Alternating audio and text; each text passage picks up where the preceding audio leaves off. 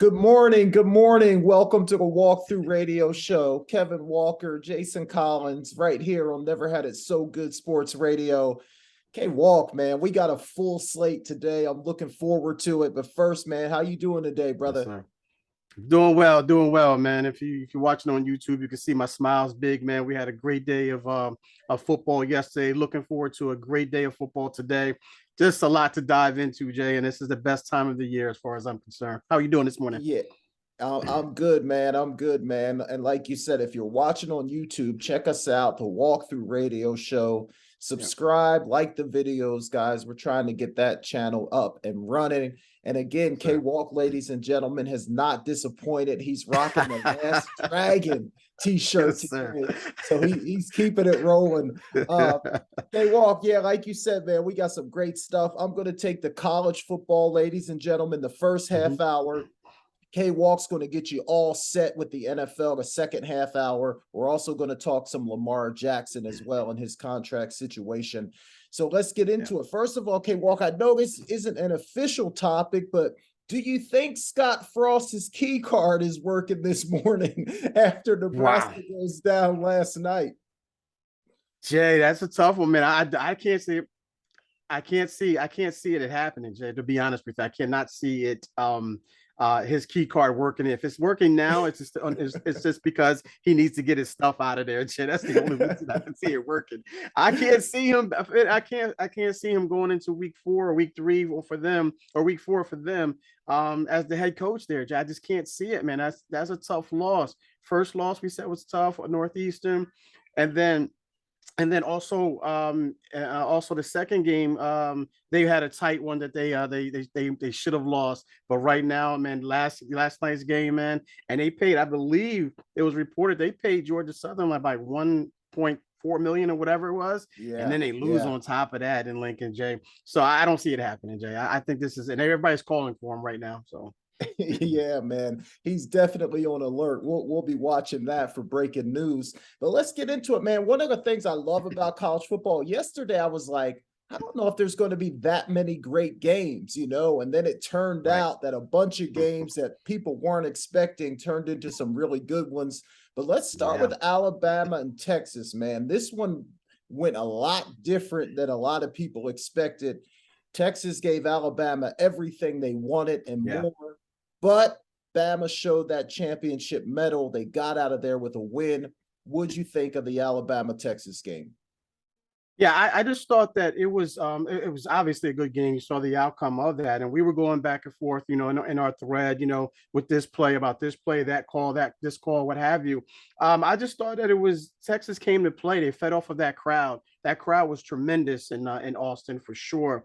And those guys kind of lived up to the hype. But if you look at it, Alabama kind of fell into that. I don't want to call it a trap, but kind of fell into that element from an offensive standpoint. But if you look at it from a defensive standpoint, I thought they did pretty well. I thought Texas was a lot faster than I thought they were, and it looked like that they were a lot faster than Alabama thought they were as well. The young kid Worthy, the receiver there, he constantly got behind that defense. So with that being said, man, I mean, they just weren't able, they were just missing throws, Jay. And you had mentioned it, those are type of throws or plays you have to make in order to beat the number one team, especially in your environment. But they kept missing those shots, Jay. And I think ultimately that was the difference in the game. But it showed that great teams, they show up when they need to. I always say you don't have to be great all the time. You just have to be great when you need to be. And Bryce Young in that offense was great when they needed to be in that last drive. But definitely have some work to do on that offensive side of the ball, but still impressed with the defense, regardless of the fact that they were getting beat behind them, though. Yeah, man. And Texas faced a lot of adversity, losing their starting quarterback because he Yeah. was Oh, playing yeah. lights out. He was playing Exactly. lights out before he got hurt, man. And they really had a hard time manufacturing points once he went out the game. But let me ask Yeah. you this, K Walk, because I heard from a lot of Texas people, especially on TikTok, they were complaining about the referees, man. They said, look, the Yeah. referees may have Yeah. taken this one from us. Did you feel like some of the missed calls impacted Texas. How do you feel about the refs, man? I don't really like to complain about the refs. That's just not my thing. But a lot of Texas people are waking up this morning feeling like they got a little bit of a raw deal. What say you? Yeah, well, I'm just like you, Jay. I don't want to blame it or making any excuses as far as, why someone won or lost the game. But I can see Texas argument or Texas fan base's argument for sure. I mean, especially that one play in the end zone where Kool-Aid was he was draped all over him. He was draped all over him and they didn't call it. I thought it was a PI. A lot of people in Texas thought it was a PI. They didn't, they didn't call it. But later on in that half, they did wind up calling a PI, which I didn't think was a PI. So Yes. it's kind of Yes. like it was balanced. It kind of balanced itself out or washed themselves out or however you want to call it.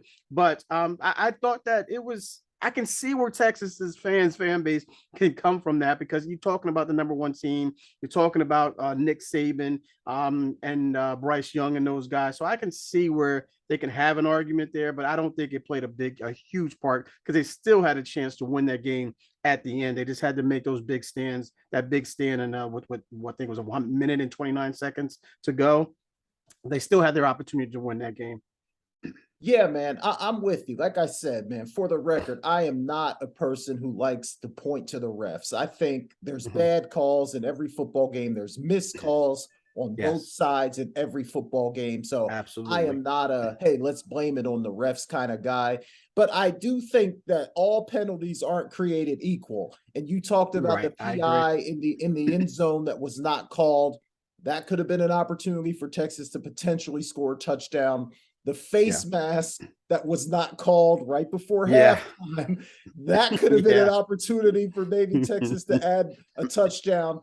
And on that Bryce Young scramble, K-Walk, the one that got them into field position, it looked like a holding penalty on Alabama's offensive lineman that got Bryce around the Yeah, corner. So I understand why Texas people are upset. exactly. Me too. But Me but too. again, you still, even with all those things that happened, you still had an opportunity to win the game Exactly. and didn't get it Exactly. done. Alabama made the plays when they needed to make it. So look, credit to Alabama for getting it done Mhm. on a day when they didn't play great. I think Alabama was penalized like 15 times, Right. a lot of offsides, a lot of Hmm. false starts.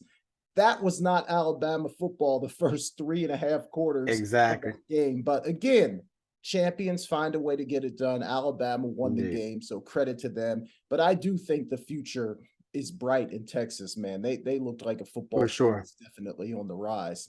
All right, man, let's switch gears. Let's go to the swamp. Your Gators against Kentucky. This was Yeah. the game I was looking forward to the most all weekend. Back Mhm. and forth, back and forth. Kentucky gets out of there with a W. What say you, Yeah. man? What did you see? What went wrong for the Gators?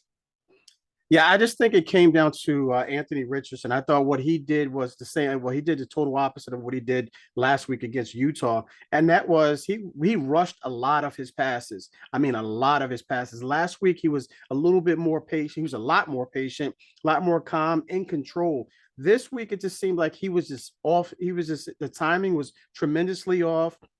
He wasn't connecting with his receivers, especially shorter. There was a couple passes there I thought that he should hit and could have kept the drive going, and even got him into the end zone. And then that one play that he had when he was trying to just throw it in the flat to the running back, and the defender made a tremendous play, one handed, and made that play.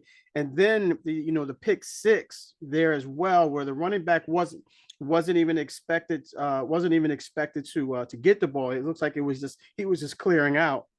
And I don't know what Anthony Richardson was looking at, but the deep back was just standing right there. So he ultimately threw a pick six. And then at the end of the game, they had to go for it inside of Kentucky's territory. And what ultimately happened is they went down and kicked the field goal, and that was a difference in the game. So I mean, overall, I like the defense that the Gators played, but Anthony Richardson was definitely the difference there as far as his decision making, and he was just a little too quick with the ball, in my opinion, and that was ultimately the demise of the Gators in yesterday's game.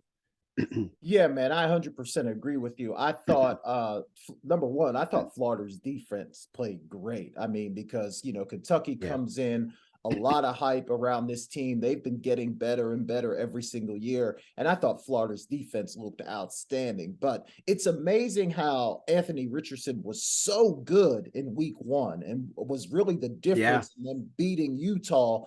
And then just a week later, just never looked comfortable. Some of his throws were very erratic. Some of the decision making I just didn't quite understand. So Yeah, it was just amazing the contrast between how good he was in for week sure. one and then just how uncomfortable he looked in week two. Yeah. But as the announcers pointed out in the game, he's a young quarterback. I mean, he Yeah. doesn't have a lot of playing experience. So there's probably going to be some growing pains with him as he goes Uh-huh. forward. But look, credit Kentucky. They go into a place that's hard to win in the swamp. Yeah. They get out of there with a W, but I still like what Florida's doing. I think they have the Yeah. right coach. I think they have a lot of talent on that roster. Obviously, yesterday was a disappointment, but I still like the direction of that program. Okay, Walk, you mentioned going for it on that fourth down. I think there was like Yeah. 8 minutes or something in the game. I don't Yeah. remember the exact score, but they were only down a couple, I think, at that point. Hmm. Did you agree with that decision to go for it Nope. in your own territory with like 8 minutes left? 8 minutes to go. No, no, no, Jay. I did not agree with it. I was like, no, no, Billy, don't do this. I can understand where he, what he was trying to do and trying to keep the drive alive and trying to, instill some confidence in Anthony Richardson, possibly make a big play there, keep that drive going, and then, build that confidence in Anthony Richardson for that particular game. But no, at the time, Jay, I'm saying punt the ball. It's 8 minutes to go. Defense has been playing very well up until this point. Just but distrust in your defense. You felt like Kentucky was one of what they were going to do. What I thought they were going to do had they punted the ball was play not to lose instead of playing to win. I thought they were going to be conservative, run the ball here, some dump passes here to the tight end, things of that nature. They were using the tight ends very well in that game, as by the way, for Kentucky. But yeah, Jay, I definitely disagreed with that at the time, and obviously I still disagree with it at this point. Yeah, man, I didn't understand that decision, especially like you said, their defense had been playing so well. Don't Yeah. put yourself in a bad situation. Punt the ball, play defense. Maybe you get the ball back, decent field position, then try to go win the game. So I did Right. disagree with that decision. I didn't think that was the right call. All Yeah. right, man, let's go to Notre Dame and Marshall. Again, this was Wow. one that was not really on my radar coming into the Right. weekend. And then, man, the thundering herd grabbed everyone's attention. They take out Notre Dame. Impressive win, tough physical football. What did you see in this game, K Walk? How did Notre Dame go down after looking pretty decent in week one Yeah. against Ohio State? Yeah, Jay, I can't really put my finger on it because as the game is going, I'm flipping through this game and another game, and I have all these other games on as well. But like you stated, this wasn't on my radar, so I just said, I saw the bottom line, and as I'm watching one game, and I'm like, wow, this, or someone said that this game was close, what have you. So I immediately turned to it, and I think it was 7-6 at the time, whatever the score was, and I thought that Coach Duff was being too conservative and not being aggressive. You're in that type of environment and you're on the road and you got these guys against the rope, if you will, and he just wasn't being aggressive. But hey, listen, he kicked the field goals when he was supposed to kick the field goals, and it ultimately was the deciding factor. That's why I'm sitting here, on the couch watching the games, and he's out there coaching. But Jay, I mean, I just really thought that he just should have went for it at certain times. But hats off to the Thunder and Herd, man. I mean, it just seems like the Notre Dame offense was just sleepwalking. And I caught Coach Freeman a couple of times on camera, and he just looked like he had no answers for them, Jay. He just it looked like he pulled out all the stops and he was just flipping through the pages. And the look on his face is like, I just don't know what's going on here. This isn't, not, we didn't expect this. But starting off 0-2 for Coach Freeman is tough, especially in Notre Dame. I know the first game was, probably, can be expected. But this game, they had to bounce back with a convincing win. But a loss, Jay, in South Bend against Marshall, tough loss for Coach Freeman and those guys for sure. Yeah, man, you're 100% right, and especially because there was so much hype around Marcus Yeah, Freeman and the program. Just he's done everything right. Recruiting in the media. There was just so much excitement around the yeah, program. I don't know that people really thought they could beat Ohio State, but obviously no one was expecting them to lose yesterday to Marshall. And you're right, right. K Walk. I saw that same look in his eye on the Yeah, sideline, like maybe he just wasn't exactly sure what to do, or maybe just lost some confidence in exactly yeah, what they were going to do. He just didn't.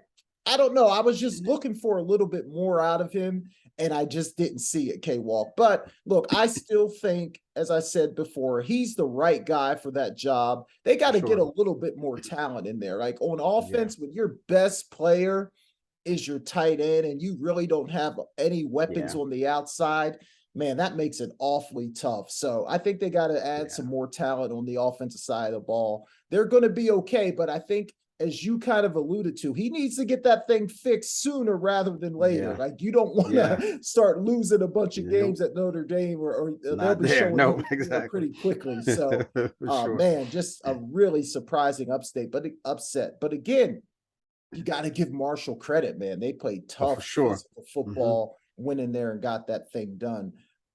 K Walk, another one, Texas A&M. They were the number Ooh, 6 ranked team coming into yesterday. App State, a team that gave up over 60 to North Carolina the week before, yeah. held them to just 14 points, beats Texas A&M and Jimbo Fisher. What do you think about that one, K Walk? What'd you see? Yeah, I just think some of these games, a lot of these guys are thinking they're just going to come here and come in and just walk over these teams. Generally what happens with these big time teams, like Texas A&M in the top 10, and you schedule, a cupcake. I don't know if you call them a cupcake anymore, and App State, and they just think they're going to just walk through them. But App State came to play. Hats off to them. They played very well against North Carolina, and like you stated, they put up 60 plus points there. Had an opportunity to win that game as well. But I just think it's more so that a lot of these teams are starting to, well, not starting, but it seems like right now they're just not respecting these lower division teams, or these smaller programs, if you will. But Appalachian State says that, nah, not so fast, my friend, using my Lee Corso voice. But but yeah, it's going to be interesting to see, how Texas A&M bounced back. You mentioned Jimbo Fisher. So to hold them to the many points that they did, Jay, that's really mind-boggling. I can understand the upset because that's where we're at right now. It's college football, but to hold them to that many points, man, is just really that's a head scratcher for me for sure. Yeah, man. And somebody said, I don't remember who it was, somebody on social media, they said, how long do you think it'll be before the boosters start calling for their NIL money back? because we know the allegations that, hey, I think Saban said they bought every player that they uh, have. And to lose a game like that, people might start saying, hey, man, maybe we overpaid for this product. But the funny thing is, man, like Marshall, App State, they have good football programs. They're not Yeah, just some fly in the night small program that pulled off an upset. Like, you got to take Marshall seriously. You got to take App State yeah, seriously when you come to play them. But a bigger question, K Walk, as we see some of these lower division teams yeah, beating these higher division teams, Nebraska fell victim to it yesterday as well. Is the yeah. gap closing, K Walk? Because look, when we were in college, it was not happening. Like, Yeah, when a lower division team came to town, that it was going to be a 50-point blowout. It was hmm, not happening. We see it more and more now. Is the gap closing, K Walk, or are teams just not yeah. focused? Can you pinpoint why we're seeing this more and more? Yeah, I think Jay took a subliminal jab at me there with the Penn State and Temple when they played us back in the day. But I'll let that go, man. Just kidding, man. Just kidding. But yeah, Jay, I think yeah, absolutely, man. And you could probably you mentioned the NIL. You could probably put them not to blame, but that's a huge factor right now because all of these other schools are starting to able to get these big time, these 4-star, 5-star athletes if you provide them with the right NIL deal. So yeah, definitely we're going to see that. We talked about this when the NIL first came into play, where we're starting to see a level playing field, Jay. We're starting to see that. We knew that. We didn't think it would, well, at least I didn't think it would happen this quickly. But I think, Nick Saban and Jimbo Fisher, to name a couple of guys, are starting to see Dabo Sweeney. I'm gonna throw his name in there as far as they kind of saw this coming, if you will. They kind of seen this coming, if you will, because of the fact of the matter is they were losing those type of players. And if they're able to go to other these lower programs or smaller programs, then again, that level and playing field, it becomes a huge factor. So yeah, it's definitely it's definitely changed for sure, Jay. Yeah, man, I agree. I think the gap is getting smaller, especially in the skill position areas. It's Yes. hard to like find high level defensive and offensive linemen everywhere, but you can find a guy that can run and put him at wide Yes, sir. receiver and let him run by people. You can find a fast guy and put him at DB. So I definitely think that the skill positions that gap is definitely closing. The trenches, there still might be a difference, but Yeah, it's getting closer, and we're seeing it every weekend in college football. One more sure. game here, K Walk. USC and Stanford. I was kind of watching this one at the same time I Yeah, was watching Florida and Kentucky. Um, yeah, I think USC on defense, they got a lot of issues that they need to fix. yeah. Their offense, to me, is one of the top two or three offenses in the country. How good do you think USC can be? Can they be in the mix right away for the college football playoff? I think so, Jay. I think so. I think they have enough offense. So you mentioned their defense, and then they have some holes to fill and some issues there. But I think with the Lincoln Riley and with Caleb Williams, doing their thing there, I think they're really good enough on offense to get into that playoff hunt. Right now, they were ranked 10th coming into the into week two. Looks like they're going to be in the top and inside the top 10 for sure. Probably you can argue put them there 7, 6, 5 somewhere in there as well, especially with everything that happened to teams before them. But yeah, Jay, I like Caleb Williams. I have him as my dark horse to win the Heisman.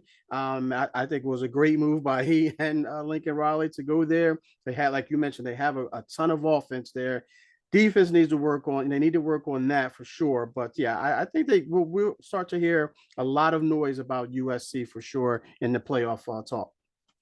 Yeah, I agree, man. I think offensively, they're good enough. And then when you look at the Pac 12 and you start looking at their schedule, I'm thinking, Yeah, okay, who's going to really be favored to beat them? I think they're going to right. go into every game being the favorite. Yeah, they're going to get in some shootouts because I don't think their defense is really going to shut Right. anybody down. And if Stanford doesn't turn the ball over a bunch in the red zone yesterday, that game's probably a lot closer. But I Mhm. think offensively and the weapons that they have, and Caleb Mitchell, man, like you said, I mean, and obviously Lincoln Riley, he's going to draw some stuff up. They're going to be favored in every game in the Pac-12, and I think in his first year, Lincoln Riley has a chance to put USC in the Yeah, college for sure. football playoff, which will be Mhm. pretty impressive. So that's going to be a fun team to keep our eyes on going forward, K Walk. But all right, man, we got about 5 minutes left in the segment, and we got to do our top five. And ladies and gentlemen, if you've been listening to the show at all, you know K Walk and I, we don't just stick to the chalk. We're not just Nope. filling teams in because they win. We're going to take into account how did they look? Who was their opponent? We're going to take all that into account when we put together our top five in college football. And for me, and even for K Walk, I know it changes from week to week to week to week. Yes. So this is just what we think after week two. So K Walk, give it to me, man. A lot of upsets, a lot of changes. Yeah. Who's your new top five in college Yeah. football? Yeah, Jay, I'm glad you said new because it's definitely new. Yeah, I mean, obviously, I had Michigan at last week. I had Michigan and Texas A&M at number 5. Obviously, Texas A&M with that tremendous loss is definitely out of my top 5. So number 5, I'm reluctant to put them. I want to put them higher here, Jay. But as soon as they make that quarterback change, I think they'll be higher. They'll be higher on my list, and that's Clemson. I think Clemson they look very well yesterday. Beating Foreman 35-12, probably just a walkthrough game. But I think, they have DJU And I don't know how to feel about DJU just yet. But if they put Cade Klubnik in there, I think you'll see a different Clemson team, especially with that stout defensive line that they have there as well. Yes, So I put them yes. at number 5, Clemson at number 5. I moved Alabama down to number 4, man. I know that that defense played well. I know that that defense played well in a hostile environment, and they looked good. They won, when they had to win, but I'm just not sold just yet, Jay. So right now I got them in my top 4. So I put them in number four there. Number 3, I went with Michigan. I put Michigan here. I know they played, Hawaii, and they blew them out, 56-10. But it's just something about this team that I really like. The only thing I'm really not high on is I don't know what Jim Harbaugh is going to do, with this quarterback situation, because he loves that 2 quarterback set when he brings in McNair, I can't think of his name, McNary, and then the other kid too as well, the number 9. And he has tremendous mobility there. He's the difference maker. So I went with Michigan at number 3.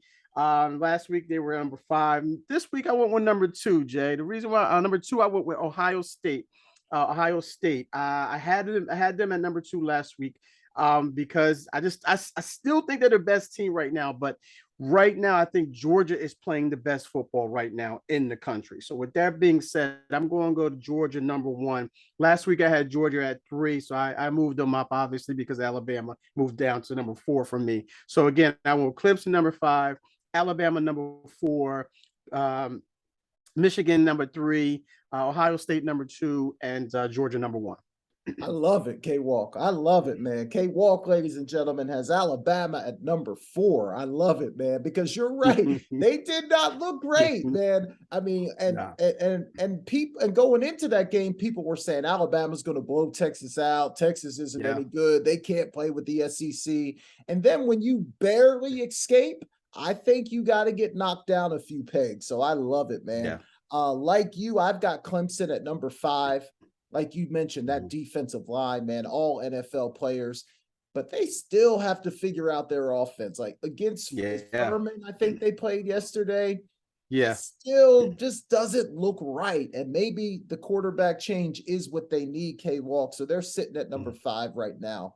I have Michigan at number 4. I've been slow on Michigan. It's just been hard for me to get that beat down that Georgia gave them in the college football playoff out of my mind. But I am seeing that this is a really good football team. And Harbaugh did come out, and he said McCarthy's going to be the starter going forward. So he's going to go with McCarthy going forward, which I think gives them an even better chance to continue to get better and better. So I got Michigan at 4, and they're moving up, in my opinion. I knocked Alabama down to 3, K-Walk, and I could have knocked them down to 4 just like you. I did not think they were impressive yesterday. They did not look like an Alabama football team. A lot of mistakes, uncharacteristic penalties, things of that nature. Bumped them down to 3. They got the win, which obviously in college football, you got to win and just keep going. So I give them number 3 because they pulled it out, but they got some things they need to clean up. And just like you at number 2, I've got Ohio State. I thought that offense looked like we all expected it to look yesterday. Marvin Harrison Jr., man, he took a couple of deep ones. That receiving core, even with their best guy out, still looked really good. So Ohio State hit their stride yesterday for sure. And like you, I still think Georgia's the number 1 team in the country. Easy win yesterday. No issues, no trouble. But when you just look at their talent, I think that's the best team in the country. So I got Clemson, Michigan, Alabama, Ohio State, and Georgia at my number 1 spot. So those are my top 5. Good stuff, K-Walk. That's all the time we have for the college football segment. Ladies and gentlemen, we're going to grab a quick break. When we come back, K-Walk's going to get you all set for all the great NFL games today. We're also going to talk Lamar Jackson and that contract. We'll do that as soon as we come back. You're listening to The Walkthrough with Kevin Walker and Jason Collins on Never Had It So Good Sports Radio. We'll be right back. Welcome back to the Walkthrough Radio Show with myself, Kevin Walker, alongside Jason Collins, right here on Never Had It So Good Sports Radio, also on YouTube as well, the Walkthrough Radio Show. Again, please check us out there. comments, like, subscribe, all that good stuff. So we can know what you think about the show, and also your thoughts and opinions on our thoughts and opinions for sure. All right, great stuff in that first half there, Jay, with the college football. So much there that we talked about. Scott Frost, Alabama, the way they looked. So great stuff for sure. Want to switch it over to the NFL, man. Today is the NFL. Start week 1. We had the first game on Thursday night. Didn't disappoint for the most part. I liked it because as a 49er fan, the Rams lost, so I liked it. But we'll dive into that for sure. But I want to start off with Mr. Lamar Jackson, Jay, and its report came out today that the Baltimore Ravens offered him $290 million. He turned it down because only 133 million of that was guaranteed. And what he's looking for, Jay, he's looking for that $290 million, and he wants it all to be guaranteed at the time of signing. It would have made him. He would have been, I think, the highest paid, or at least one of the highest paid quarterbacks from an average salary standpoint. It would have been higher than Russell Wilson. It would have been higher than Kyler Murray, who recently signed new deals there. But again, Jay, he's looking for that guaranteed money, and that's what it's all about for him. It seems like a big gap there, Jay. It seems like a big gap in guaranteed money. So with that being said, how do you see this one playing out for Lamar? This one's tough, K-Walk, because you're right. There is a big gap in the guaranteed money. And I think it in a way, it tells you what the Ravens really think about him. Like teams that believe in their quarterbacks 100% all have their quarterbacks signed to long-term deals. Like there's not a team that has a quarterback that they 100% believe in that is playing on their last deal. So in some way, it's a bit of a message to Lamar. But on the other side of it, K-Walk, I'm just going to say it. I think Lamar's making a mistake. I think he should have took that contract. He might not love the guaranteed money, 133 million, but I think he's making a mistake. He's going to play for $23 million this year. The Ravens are probably going to franchise him next year, for the next 2 years, possibly. So even if he was making 35, let's even say 40, I mean, he's just benefit of the doubt. Even that, I mean, and then you're risking, what if I don't play well? What if I get hurt? Like the longer he plays without a contract, I think the less and less of a chance, in my opinion, he has to land that big deal that he's looking for. So I think he's making a mistake. I would have took the money. Who cares about the guaranteed money? If you play well, you're going to get that whole $290 million. The only reason you're really worried about the guaranteed money is if they let you go. And if you're playing well, you're not going to get let go. I would have took the money. I think he's making a mistake. I wouldn't want to be franchised for a couple of years. There's just too much risk involved. Yes, people point to Kirk Cousins, but Kirk Cousins is the type of quarterback that needed to be franchised because people didn't believe in him. Why is Lamar Jackson in that category? I don't understand it, K-Walk. So it's a mistake. I'm going to say it. He's making a mistake. We'll see how it plays out, but I don't love it. I don't love it. Yeah, Jay, I have a tendency to agree with you here, because of the fact of the matter is Lamar. I mean, granted, everyone wants to bet on themselves. I get that. No one's going to know you better than you, so he wants to bet on himself. But Jay, looking at this, I mean, the Ravens aren't putting him in a great position to succeed. I mean, if you look at all of the weapons around him, there aren't any. I mean, nope. There's no, you got Mark Andrews, granted. You got that running game, granted. But that running game is kind of iffy right now, especially with Dobbins being out. And then, you just traded or just signed for Kenyon Drake, but that's not saying too much. He's going to go out there and have to be, 85 to 90% of this offense. I get that, but do you really want to put yourself in that situation, without the guarantee money? I mean, 133 million. Considering what you have around them, it just seems like the Ravens just don't believe in you, bro. They don't believe in you, and they're trying to set you up for failure. I mean, they traded, Hollywood Brown, to Arizona. They didn't, it's not like Hollywood Brown said, listen, I'm in the free agency. They traded this guy, and look at who's your best receiver right now? Bateman, a young kid. I think he's played the most games he's played is 12 games. That's what you're relying on. as a receiver, maybe you can sit there and make the argument, well, the Ravens offense doesn't really need a receiver or a big time receiver in order for it to succeed, because it's more based on running the ball with the, running backs with Lamar Jackson, and then dumping it down to Mark Andrews, the tight end there. You can make that argument, but still, what quarterback who's looking to get $290 million guaranteed would not want a top flight receiver or two? It's Right. just I would have taken it. I would have taken it and said, okay, listen, this is good. I understand what the situation that I'm in, but I don't know if this has anything to do with this, Jay, but you mentioned it a few times that he's his own agent. He and his mother are the ones doing the negotiating here. So does that play a part in, or they're not respecting him from that aspect? You could throw that into the mix as well. But it's going to be interesting to see how this plays out, and I just see franchise tag in the future for Lamar Jackson as well, Jay. So I can't argue with you there, bro. And go ahead, Jay. And K Walk, like the style of football that he plays, like, so we know he's going to play on his contract this year. Let's say they franchise him for the next 2 years after that. That's 3 years out. He's getting older. Is he still like, I know he's young, but when you're 28, 29, like, is he still going to be running around the way he did when he was 23, 24? Like, man, I just think he's taking a tremendous risk. I love the fact that he believes in himself.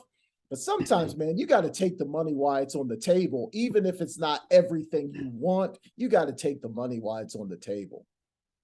Yeah, Jay, and I get where he's coming from as well. Say, listen, who else are you got out there that's going to be better than me? Who are you going to bring in immediately that's going to be better than me, that's going to be more productive than I am? I understand he has that. He can play that card. He has a little bit of leverage there. But at the same time, they're setting you up, to me, for failure, because they're taking away all of those receivers, man. And I just don't understand, how he could agree to that. But I can understand, I want this guaranteed money because you're not giving me any help at the same time. So I get it, but brother, I would have taken it. I would have taken it. Yeah, I would have taken it. It is risky, but hey, listen, a lot of guys do that, Jay. They bet on themselves. So we'll see how it plays out, but I'm rooting for him nonetheless, for sure. All right, Jay. Obviously staying on the NFL talk. Let's go back to Thursday, man. Let's recap big game. A lot of people had this as their Super Bowl preview, if you will. As the Bills went into SoFi Stadium against the Rams. Wind up giving them the business, Jay. Wind up giving them the business, 31-10. What say you about these teams? What did you see in Buffalo, and what did you see in the Rams, or what didn't you see in the Rams? What say about this game? Yeah, man, I think Buffalo's easy. They're elite on both sides of the ball. Elite quarterback, offensive line, playmakers, running backs, and then defensively, really, really good. Adding Von Miller to just pressure the quarterback, and he looks like he's found the fountain of youth again. So I just think Buffalo, they look like a team that could be the last team standing by the time we get to the end of this thing. Again, it's one game. Don't want to overreact, but just eye test, they look like they're one of the best teams in the NFL. The Rams, it's hard to say, like, did they look bad because Buffalo is just that good? Or is it a little bit of a Super Bowl hangover? Like, they just did not look like a very good football team. Maybe Buffalo's going to do that to a lot of teams this year. But the Rams, man, they just looked out of sync. Matthew Stafford defensively giving up big plays as well. So they just didn't look good, man. But that might be saying more about Buffalo than it is about the Rams. Yeah, for sure, Jay. And that's why I wanted to put my finger, see where I could put my finger, because we know, I have Buffalo, is probably the favorite to win the Super Bowl, at least coming out of the AFC, for sure. But when I watch this game, you just see Josh Allen just take control of this offense, and it just looked like he couldn't miss on anything. Obviously he has some great weapons there with Diggs and Davis there as well. He didn't even get his big time tight end Knox involved, for sure. And then he also ran the ball as well, stiff arming people downfield. He just looks like he's focused on being MVP, being a Super Bowl winner right now. But when you go on to the other side of the field and you look at this Rams team, it just seems a lot of people were saying there was an issue with Matt Stafford and his elbow. He had surgery in the preseason or in the off season. and he just didn't look like himself. Him and Cooper Kupp still had that, that chemistry there. I mean, I think Cooper Kupp caught like 13 balls, 100-something yards, and a touchdown. Cooper Kupp always seems to be open. I don't care who it is. Yeah. But that defense didn't look up to par, Jay, especially with Jalen Ramsey. Stephon Diggs gave him the business on Thursday night. And a lot of people talking about that. Aaron Donald still came and did his thing, man. I mean, he was double teamed a lot, as he is, throughout each and every game. I think he had 1 or 2 sacks there, but it just didn't seem like the Rams came to play, especially, lifting that banner, if you will. I don't know if you can call it a Super Bowl hangover, Jay, but it's going to be a lot to see. I know it's only the first game. We don't want to put too much in the basket right now, but as of right now, based off that game, if the Buffalo Bills continue to play the way that they play, I don't see any team beating them this year. Yeah. I really don't. Yeah. They're just stacking. And Von Miller, 33-year-old Von Miller, not to mention him, 2 sacks. Looked like a 23-year-old Von Miller out there. So if he can stay healthy and if he can continue to put pressure on opposing offenses and quarterbacks, it's going to be a long season for opposing teams against the Bills, for sure. All right, Jay. The next game I want to talk about, the first game, we got the Browns and the Panthers here, man. We got the Browns and the Panthers. A lot of hype around this for obvious reasons. Baker Mayfield was traded to the Panthers. He's ready to go. He said he's going to, kick their butt, to keep it PG rated. But how do you see this one playing out? It's a 1:00 game. It's in Carolina.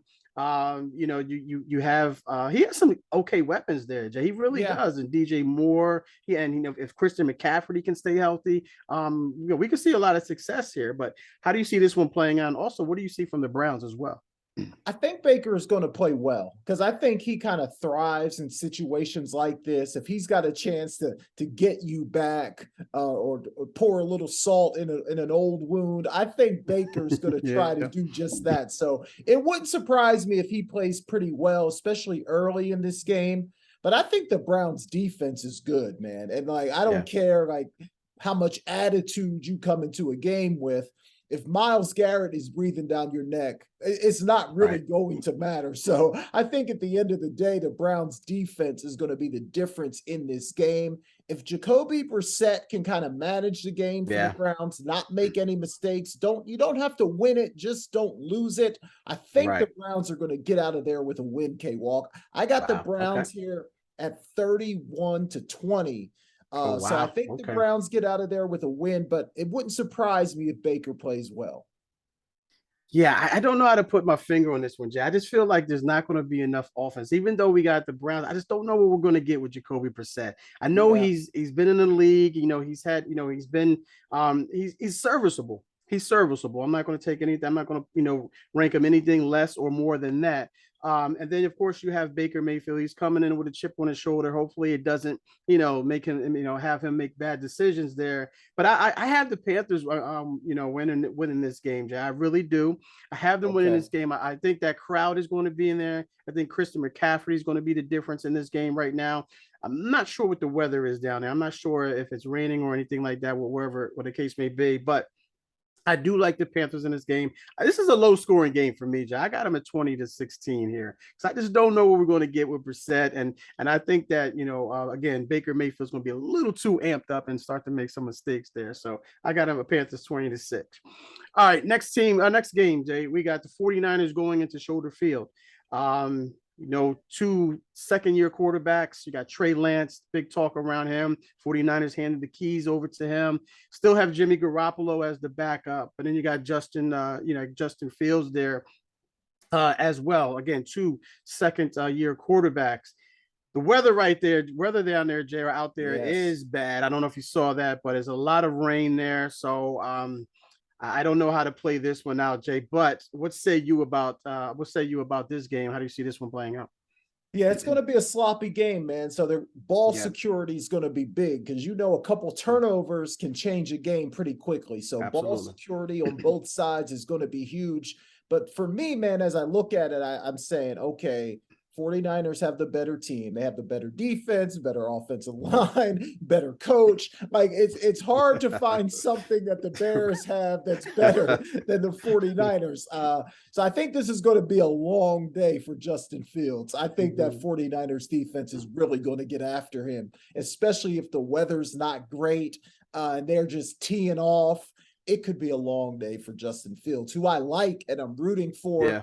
But I don't think today's going to be today. I think for Trey Lance, man, he just doesn't have to try to do too much. You've got the better team. You got good players around you. Just take care of the ball, distribute. You don't have to try to prove any points today. Just play good, solid football. I think if they do that, I had this thing at 31-10, K-Walk, but with the weather, I might bump it down a little bit. So maybe 24-10, something like that. But I don't think the Bears are going to score a whole lot in this one.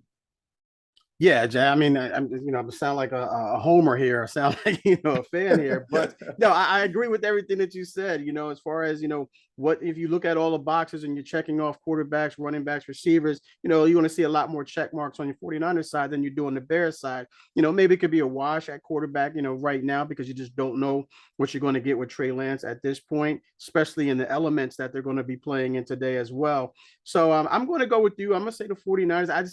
I don't think Trey Lance is going to have to do too much. I think, especially with the elements, I think Kyle Shanahan is going to put him in a situation where, like you stated, does not. I think you said it, pertaining to Jacoby Brissett. Listen, we don't need you to win the game. Just don't lose it for us. And I think that Kyle Shanahan will put him in a situation like that because, as you mentioned, even though the 49ers are without George Kittle today with a groin injury, I still think, Ross Dwelly will step up and do his thing there. And, some other guys will step up as well in his absence. So I'm going to go 49ers 26 here, Bears 19. I'll give them 19, and that's with the weather there. And I just think that maybe there'll be a fumble there where the Bears will take advantage of. So that's why I'm going to give them 19 there.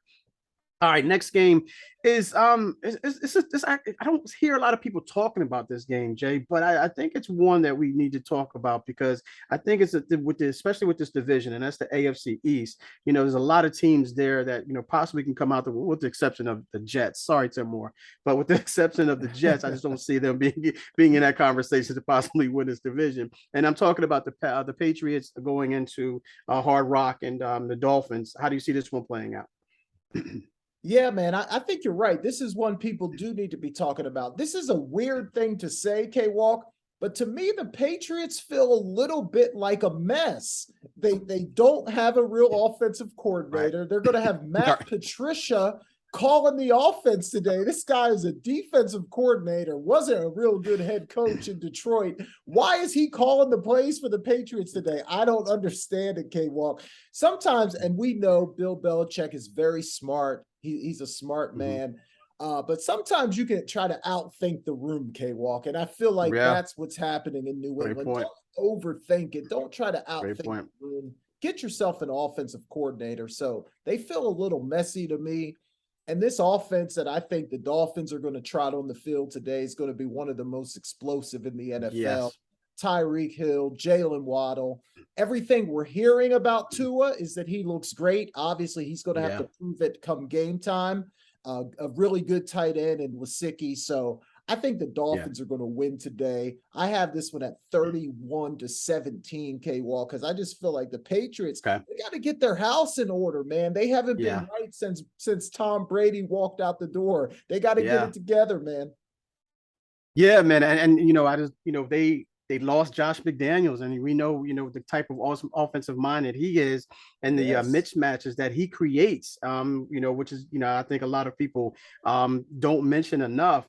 But to have him I just think they're going to be looking at Josh McDaniels' playbook and just making the calls from there, Jay. And I really don't think they have, other than that, Jay, I just can't see any type of creativity coming from the offensive coordinator, Matt Patricia there. So I can't see that, how that's going to play out. But going over to the Dolphins side, the Dolphins, like you mentioned, everything about the Dolphins. You got Hill, you got Tua there. They also have Cedric Wilson from the Cowboys.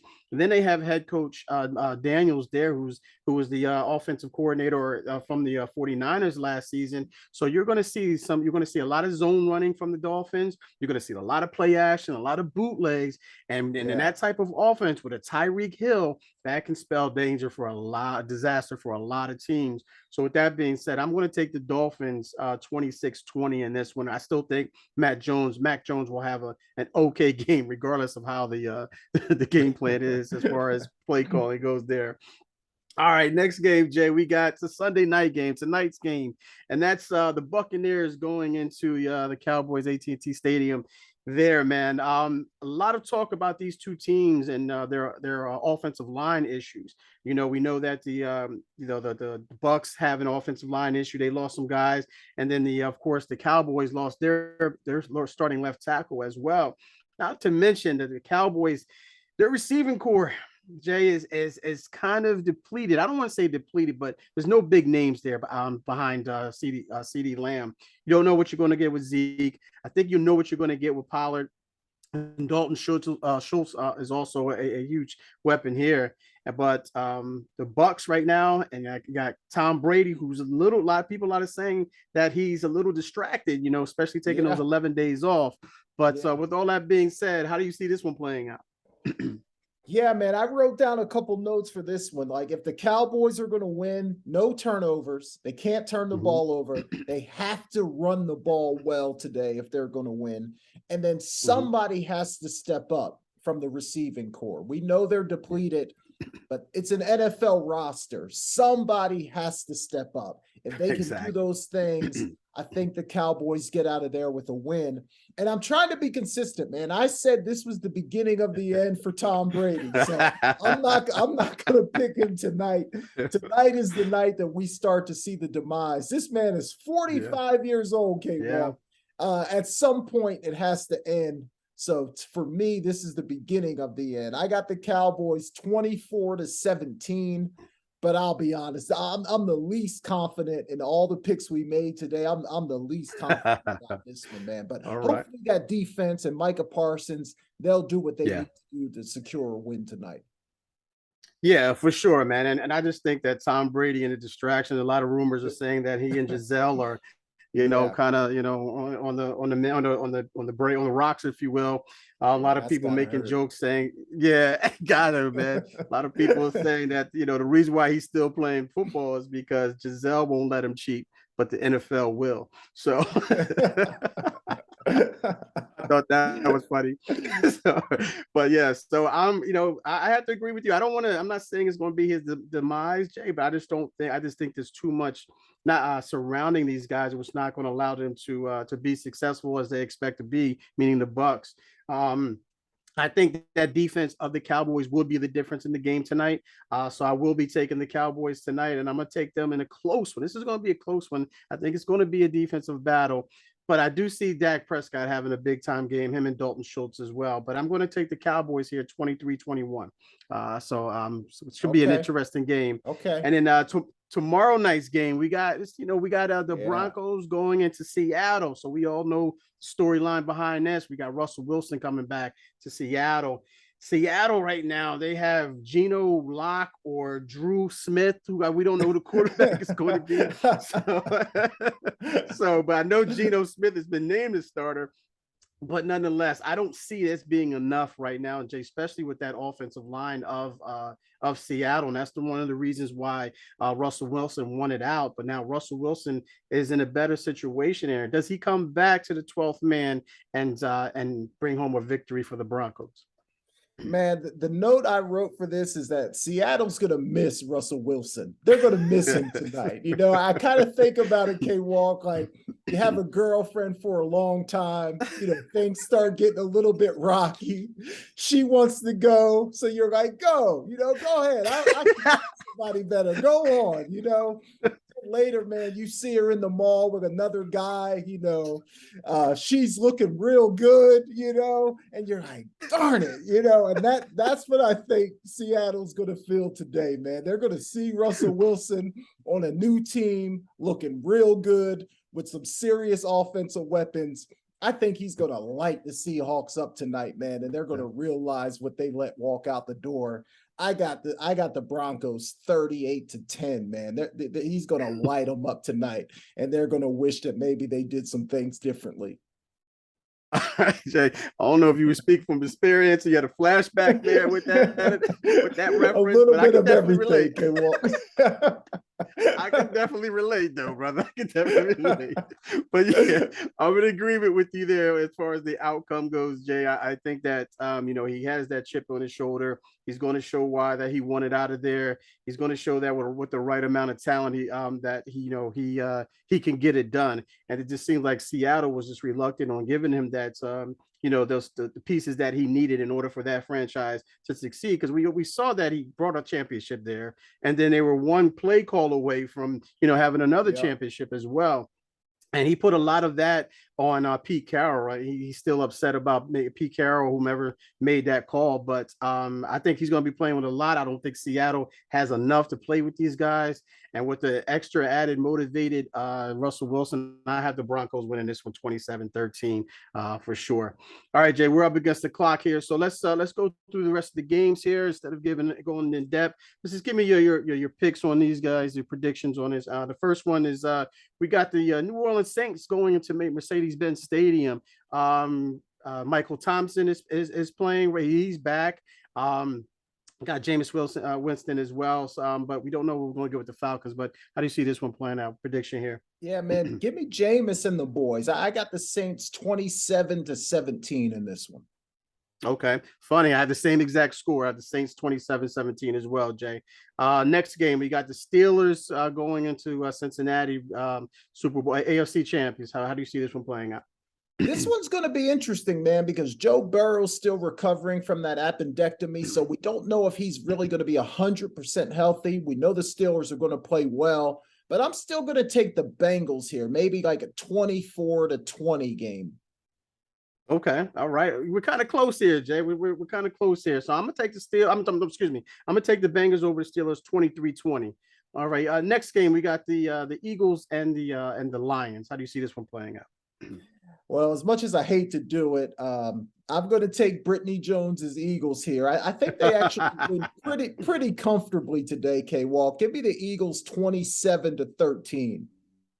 Okay. All right. Good stuff. I see this one being a high scoring game, Jay. I also have the Eagles, but I just see because I think with this team, I think Coach Campbell's going to have this team ready to play. And I think that one thing you're going to get with the Detroit Lions, you're going to get a physical football game week in and week out. That's one thing that you're going to get from them. I think they're going to, find a way to score some points here, maybe on a turnover here and there, but I got the Eagles winning this one 33-27. All right. Next game, Jag, we got the Colts and Texans. Oh, yeah. I like the Colts in this one, man. I just don't think the Texans have their ducks in a row. Give me the Colts. I'm going to say 28-20. Colts 28-20. 28-20. Okay. I got the Colts as well. I got them 23-17. I think that's Matt Ryan, and with that running game with Jonathan Taylor is going to be the difference here. So I'm going to go 23-17 Colts.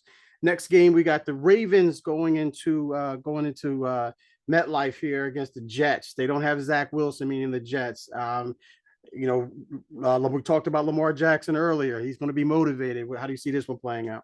It's sneaky, man. Old Joe Flacco might go back in the time machine and kind of, re-find his youth today to maybe get the Ravens back. So I think Flacco might play well, but I'm still going to take the Ravens here. Maybe a little closer than people think.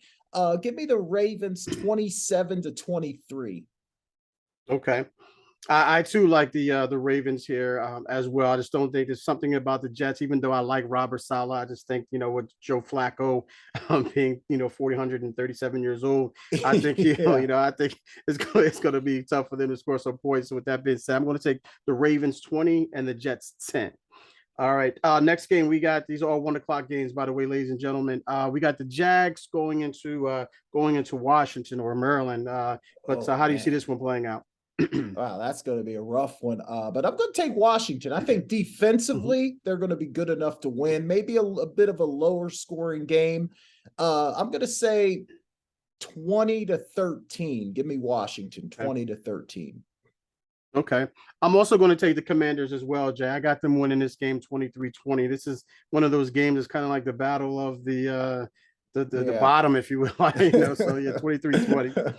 All right, next games we got 425 games here, Jay.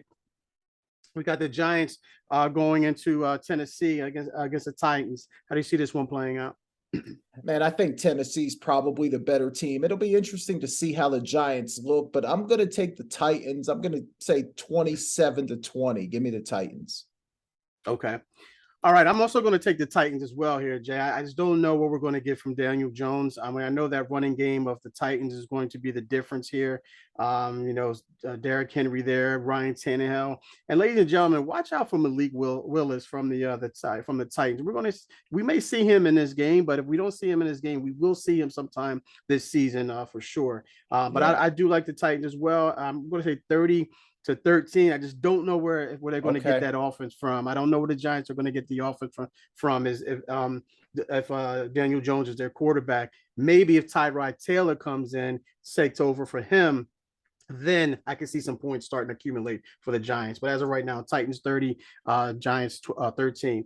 Next game is it's pretty good game. I didn't have it on an in-depth thing, but we got the Chiefs going into Arizona. How do you see this one playing out? Yeah, man, this will be one of the best games of the day, a fun game to watch. It's hard to pick against Kansas City, though, man. I think it'll be a close game. Seems like it would be high scoring, but I'm going to take the Chiefs, man. I'm going to say 34-31, a high scoring, fun game, but the Chiefs get out of there with a win. Yeah, I have to agree with you there, Jay. I think that the Chiefs are just a better team. With the Cardinals being without DeAndre Hopkins for the first 6 weeks of the season, I think we're going to see. We're going to see Kyler Murray scrambling. There's also no J.J. Watt for the Cardinals. Even if he was in, I don't know how much of a factor he is being the age that he is. But I'm going to take the Chiefs 33-21. Next game, we also got an in-division rival. We got arguably the best, or unarguably, depending on who you talk to, the AFC West. We got the Raiders going into SoFi against the Chargers. How do you see this one playing? Man, this is a tough one to call, so I'm going to just go with the home team. I'm going to take the Chargers here. These teams will be able to score some points. I'm going to say 34-28. Give me the Chargers.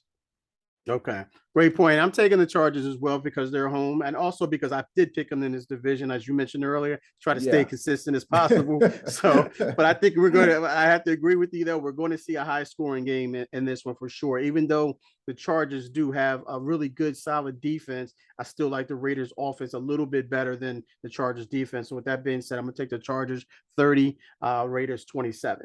All right, next game, Jay, last game of the day, or as far as the 425 game goes, and that's the Packers going into Minnesota. How do you see this one playing? Yeah, this will be another interesting one, man. Rivals, obviously. These games kind of go back and forth. I think I'm going to take the Vikings here, man. I think this will be a close game, but give me the Vikings 27-24. All right, Jay. I like we're on the same page right now. I'm thinking the same. We're thinking alike, man. So I'm also taking the Vikings here, man.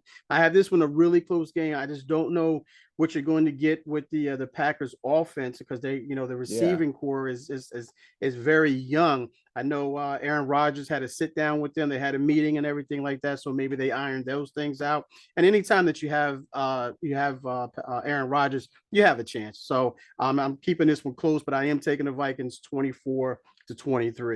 All right, great stuff. That's all the games that we have, ladies and gentlemen. So please enjoy the games. First week should be very interesting, very fun. I know our thread is going to be lit up for sure. Yes. And for our callers, I apologize for not being able to get you on. I do apologize for that, but thank you for calling in nonetheless.